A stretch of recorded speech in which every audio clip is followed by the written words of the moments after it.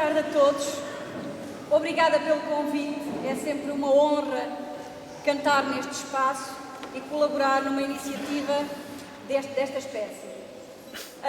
Eu penso que me ouvem sem microfone, por favor, levantem a mão se não me ouvem.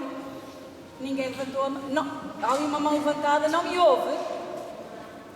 Não consegue ouvir? Lá ao fundo conseguem perceber? Então, se não se importa, pergunta ao lado alguma coisa que não perceba. Desculpe. Bom, eu vou ser muito rápida, porque nós não podemos demorar muito, porque o passeio continua, o nosso passeio musical. Mas fiquei um bocadinho atrapalhada quando o meu caro amigo Virgílio me disse: olha que vais ter que fazer o paralelismo entre a música na Sé Velha, entre aquilo que vais cantar e aquilo que se fez na Sé Velha. E eu comecei a pensar e disse: ai, valha-me Deus, então não há quase nada escrito sobre a música na Sé Velha.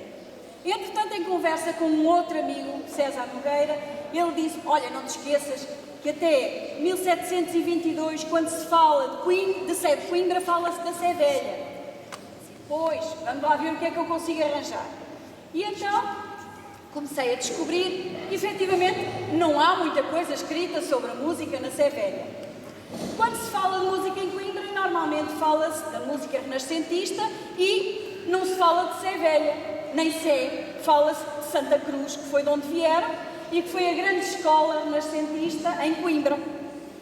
No entanto, há alguns escritos dos finais do século XV que nos dizem que houve contratações de cantores para a Sé de Coimbra. Ora, a Sé era esta. Não eram contratados para a Sé, eram contratados para o serviço do bispo, que na altura, deixem-me ir à minha cábula para eu não me enganar, era Dom Jorge de Almeida.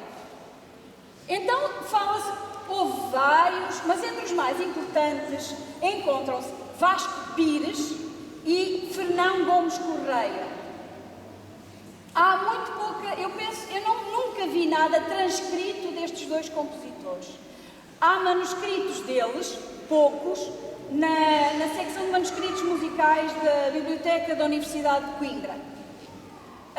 Eu penso que este assunto não foi ainda suficientemente estudado e desafio colegas que estejam aqui para fazerem este estudo, porque eu acho que era capaz de valer a pena.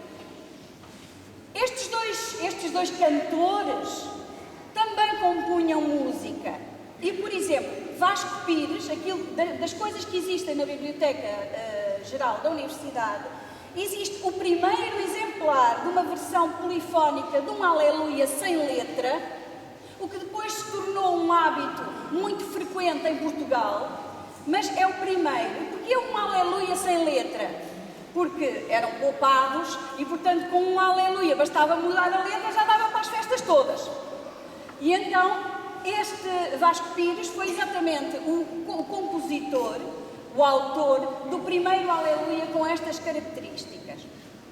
O outro de que falei já, o outro cantor, que era Fernão Gomes Correia, ou também conhecido só por Fernão Gomes, há registros dele entre 1483 e 1543. Sabe-se que ele foi um clérigo cantor, também ao serviço do bispo. Sabe-se que ele chegou a ser mestre de capela e tem das obras que existem na biblioteca, mais uma vez, há uma Missa et Orbis Factum, que só tem Kyrie Sanctus, Agnus Dei e Deo Gratias, e que constitui a mais antiga versão polifónica do ordinário da missa de um compositor português. Portanto, penso que também é de relevar.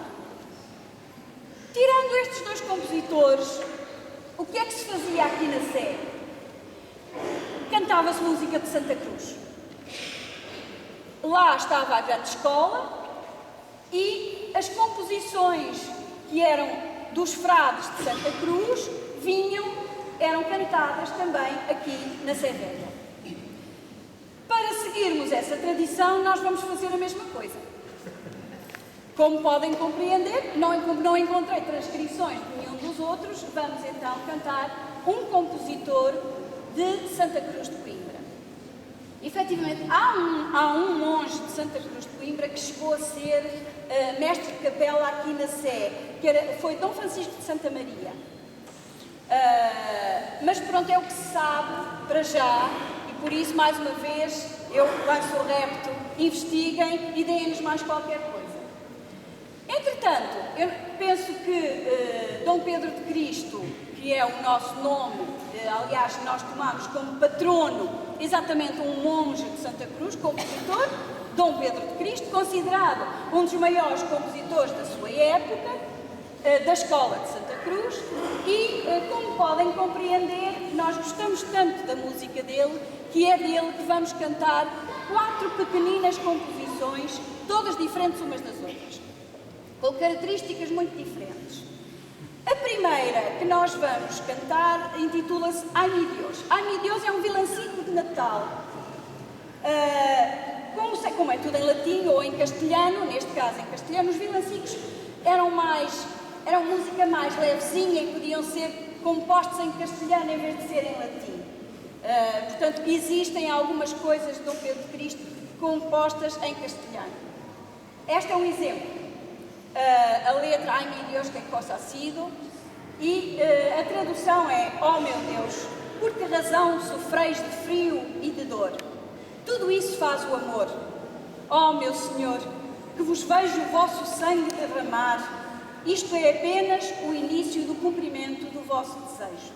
Ai Mi Deus.